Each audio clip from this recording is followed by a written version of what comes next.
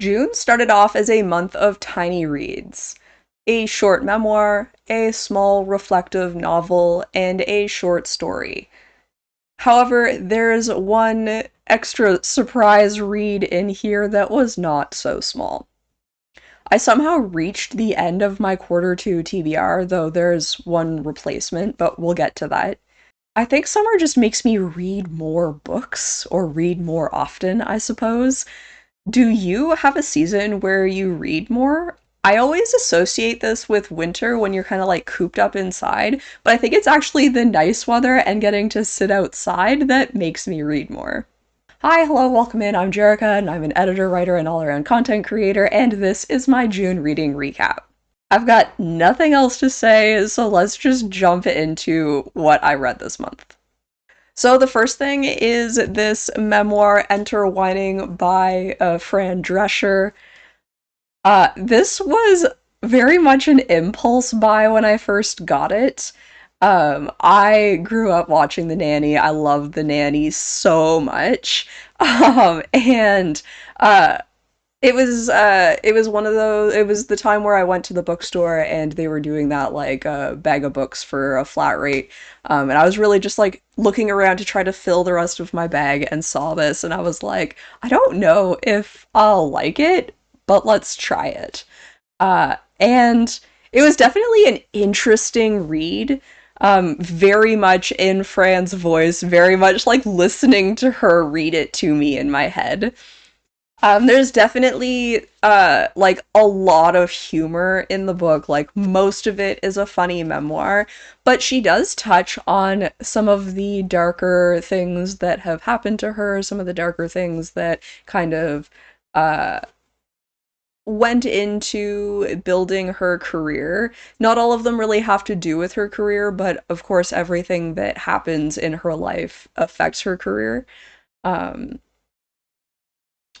and so this kind of covers the uh from kind of from childhood all the way up to I think at one point she says that they're about to start the third season of The Nanny. I should look into how many seasons there are. Um and it's just very interesting, and it was really interesting, not quite just coming off of The Seven Husbands of Evelyn Hugo, but kind of like not far behind it. Not that there's like a lot of similarities, but there were certainly like some similarities just in like reading like a fictional story about a woman building her acting career and then reading a true story about a woman building her acting career. It was very interesting that like there were certainly things that uh were the same. Um yeah. I don't know that it was like the best written, but I don't think that it could be better written and still be in Fran's voice, if that makes sense. So I kind of like I lean towards giving this like a 3.5 simply because like I don't think it's the best book in the world, but I definitely really enjoyed it. So I don't want to give it anything lower than that, but I don't know that it deserves a 4 in like my very vibe-based star ratings. Another day I might choose a different number because I don't have any like super criteria to it. But I would say, like, if you're a fan of Fran Drescher and you're interested in kind of hearing about that, like, build up to The Nanny, this is probably more like a 4.5. So from here on out, save for the short story collection, nothing was on my quarter two TBR. So you'll notice a missing book, but I've pushed that to next quarter. The next book that I read was If Cats Disappeared from the World by Genki, uh, Kawamura. I will maybe remember to look names up before I start my videos at some point in the future. If I really messed that up and I can like find how to properly say it, I will I'll insert. Um, this was a really interesting read. Uh, it's very reflective. There are definitely some lines that like really land, and the ideas are really interesting. Because this wasn't on a TBR, let me read you the back copy. The young postman's days are numbered. Estranged from his family and living alone with only his cat Cabbage to keep him company, he was unprepared for the doctor's diagnosis that he has only months to live. But before he can tackle his bucket list, the devil shows up with an offer. In exchange for making one thing in the world disappear, the postman will be granted one extra day of life. And so begins a very strange week that brings the young postman and his beloved cat to the brink of existence. With each object that disappears, the postman reflects on the life he's lived, his joys and regrets, and the people he's loved and lost. Genki Kawamura's timeless tale is a moving story of loss and reconciliation, and of one man's journey to discover what really matters most in life. Yeah, so obviously it's talking about a person's last days on Earth. They know they're going to die. And then also like the idea of like what would you give to get one more day on Earth? Something that's like a little different about this book to like the way that we usually think about that idea is that the main character is taking things away from the world, not from his life. So it's not like, would you give up like chocolate cake for you? It's, would you get rid of chocolate cake? Like nobody else will ever get a chocolate cake again. Um, and and so I think that that's bringing like a very different lens to it all. It's like how much would you change the world? How much will you affect other people? Which is also maybe paralleling, you know, how much would the world change if you disappeared? Um, and then there's like there's a whole lot of exploring grief and loss. I don't want to spoil anything, but while he knows that he's uh, dying, he also thinks about like other people that he's lost, both like in death and just like lost from his life in like other ways. There's a lot of revisiting the past. Uh, it was a really interesting read. There's one section in it that I just like completely disagree with, and it has to do with the title. It's talking about kind of the way cats think about their lives, and I just think that like the conclusions are incorrect, which is really interesting. Um, so go read it and tell me if you think that the conclusions about the way cats view life is true. Now, I wouldn't want them to change it just because of the way that it affects the story and like all of the reflection that happens because of it. Is just really interesting. I do find the writing uh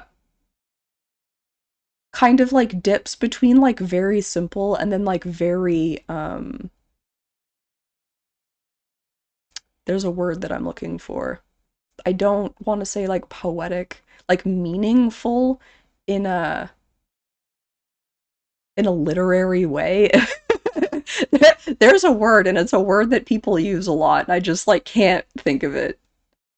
Um but yeah, I would definitely give I'm going to say I give this like a 4 on the vibes star scale. um Definitely worth a read, and because it's such a short read, like I think it's really worth it. Like I really like tore through it. It's like as much as it's like dealing with some very like deep subjects, some very like hard subjects, it was still like very easy to parse. Rather than being something that like it makes you really think, but um like the language isn't difficult, if that makes sense. So the next thing is a short story from the Science Fiction Hall of Fame. I read, it's called like The Little Black Bag, I think. The Little Black Bag by C.M. Kornbluth. Um, I thought I read another one, but I can't figure out which it was. So either it wasn't memorable or I didn't do it. I'm pretty sure I just didn't do it.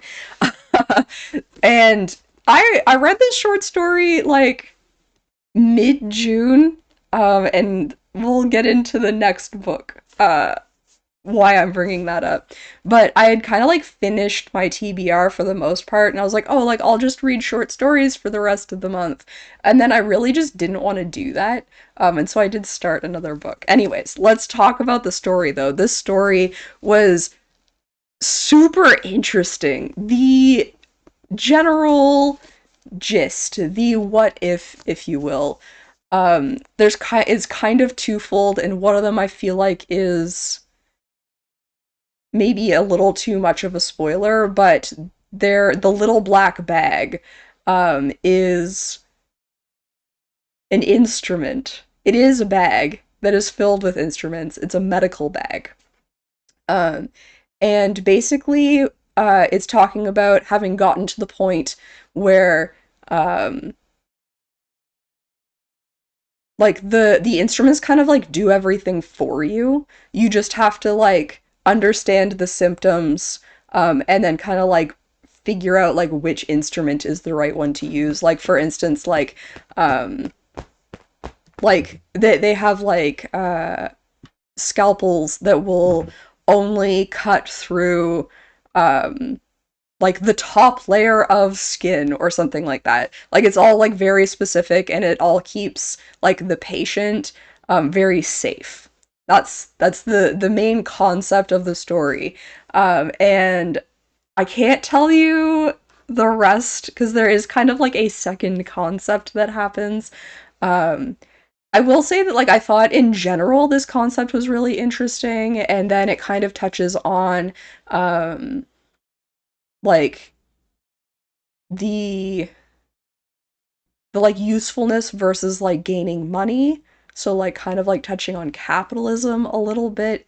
And then kind of like the final thing that happens is so uh wildly different from kind of like the rest of it, like in the best way. Like it's not like it like completely switches. Like it all makes sense by the time um you get to the end, and it kind of answers a question that you've maybe been thinking the entire time. Um, because I mean, there's a lot of questions when it comes to a little black bag that can basically just like cure anything. Uh, and like an idiot can use it. Is like part of that. Anyways, very interesting. Um, yeah, very interesting. I did really enjoy the read. It was a pretty short one, if I remember correctly. It started on, which I think is part of the reason that I chose to read it, because the way that this worked.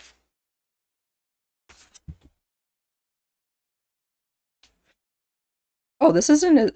There was one that I read that was really short. Was that last? Was that in May that I read the really short one? Maybe. Um, I actually picked a longer one so that it would take up more of my reading time because uh basically I finished reading this story, and then I was going camping, and I knew that like my camping or my camping reading would be kind of like sparse and like only a few pages here and there.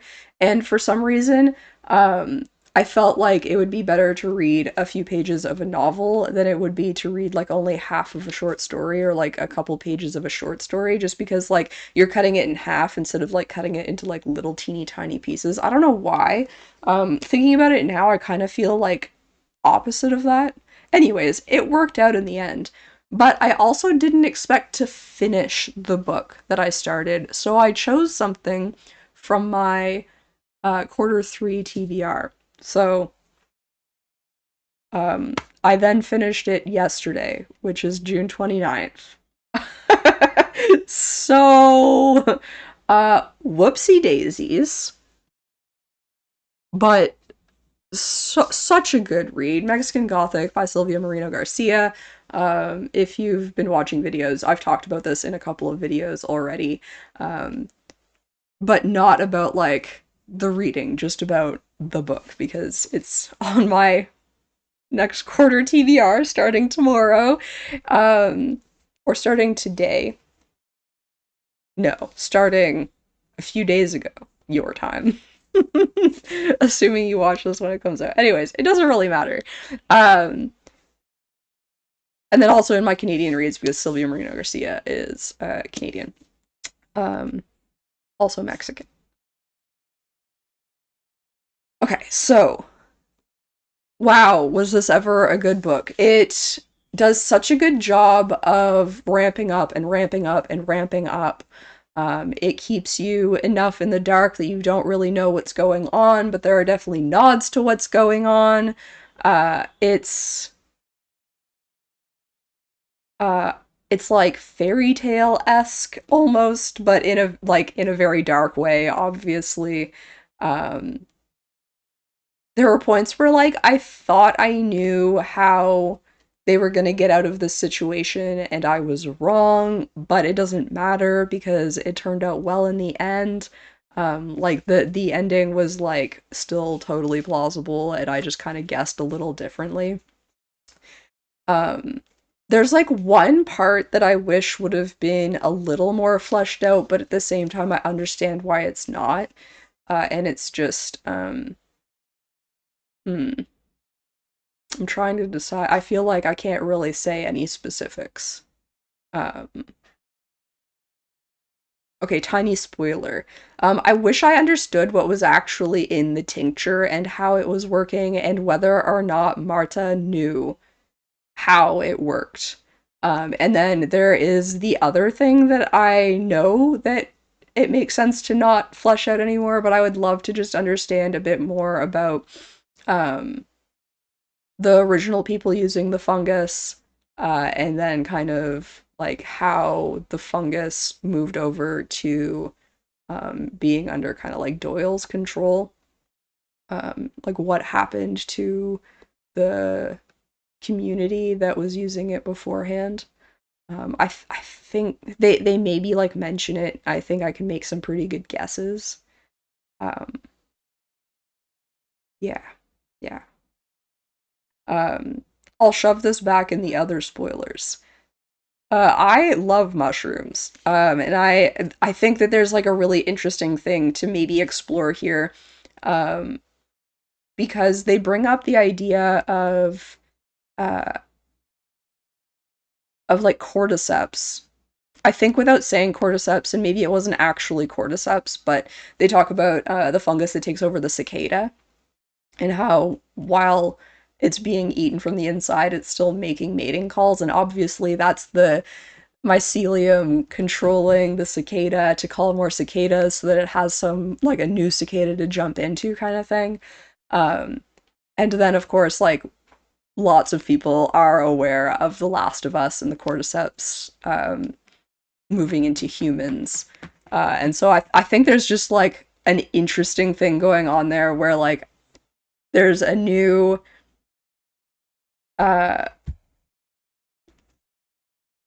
that there's like an uptick in mushroom ish zombie taking control of people and things and whatnot. Um, and I just think that this was like an interesting way to look at a similar thing to The Last of Us. If you're unaware, I kind of love zombies, and then I also kind of love mushrooms. So or mushroom zombies, whether you want to actually call them zombies, well, that's a whole other thing. Um, it's just like cool and interesting. Uh, is there anything non-spoilery that I'd like to say about this to kind of sum it up? Yeah, there's a couple things I can say. There is some wildly uh disturbing um description of things and kind of just like the ideas themselves are like disturbing, obviously in the best way, like it's meant to be disturbing. um yeah, that there's yeah, it's interesting because it's not just the way that it's written that kind of like sends a shiver down your spine, but also the ideas. Like the ideas would be disturbing on their own, and then Sylvia Marina Garcia does a really good job of like hammering home what those like things look and feel like. I think there are a couple of moments where she could have gone a little deeper. And then there are a couple of things that there's one thing in particular that is repeated maybe just a few too many times. And I think there are some things that are repeated a few too many times, but like there's no way around it too. But this one I feel like there's a way around it. But it really only happens for maybe like the first third, first half of the book, and then the repetition like becomes less repeaty and more I think that's the big difference is like I feel like it was repeating the exact same thing and then as it moves on because the comparison of the stuff the comparison starts to change a little bit and so maybe that repetition is kind of needed to be like okay we're going to repeat and then the same comparison is going to be made but through a slightly different perception because time has passed and like the because it's in close third, the kind of like perception of the main character has changed. Um, but she's still seeing the same thing.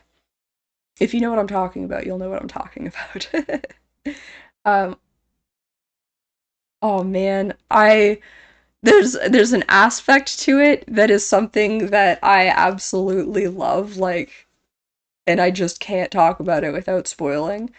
Yeah, so that's the last read of June, even though it should have been read in July, but that just means that I have more room to read Canadian reads and whatever else in July because I think that summer is for vibe reading.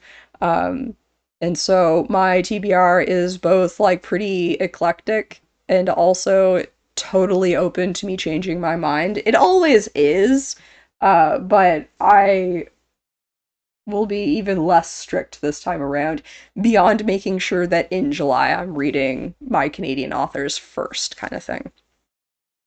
And since we're about halfway through the year, I would love to know what your favorite reads of the first half of the year have been. Obviously, also just tell me what you got up to this month, what you're planning for next month. As far as my favorite read for the first half of the year, I'm having a hard time deciding.